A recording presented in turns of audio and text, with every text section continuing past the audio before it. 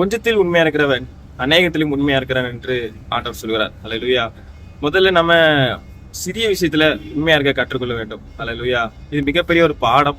ஏனென்று சொன்னால் நம்ம ஆண்டவர் சின்ன விஷயத்துல உண்மையா இருக்கிறத பார்த்தா பெரிய விஷயத்தை கொடுப்பார். அல்லேலூயா. அதுவும் எதுவுமே இல்லாத போது நீங்க அதுல உண்மையா இருக்க வேண்டும். அல்லேலூயா. எதுவுமே இல்லாத போதும் நீங்க அவரை நம்ப வேண்டும். எதுவுமே இல்லாத போதும் நீங்க அவரை விசுவாசிக்க வேண்டும். அல்லேலூயா. ஆண்டவர் அதை டெஸ்ட் பண்ணி பார்த்து விட்டு தான் அடுத்த லெவல் ஆசீர்வாதத்தை கொடுப்பார். அல்லேலூயா. அதுவும் மற்றவர்களுடைய பொருட்கள்ல நாம உண்மையா இருக்க வேண்டுமாம். அல்லேலூயா. அதுல உண்மையா இருந்தாதான் தனக்குன்னு நமக்குன்னு ஒரு செல்வத்தை ஆசீர்வாதங்களே ஆண்டவர் தருவாராம். அல்லேலூயா. அதனால என்ன நடந்தாலும் சரி டெய்லி உண்மையா இருக்கணும். ஆண்டவருக்கு முன்பாக உண்மையா இருக்க வேண்டும். நாம் செய்யும் காரியங்கள் எல்லாத்திலையும் உண்மையாக இருக்க வேண்டும். அல்லேலூயா.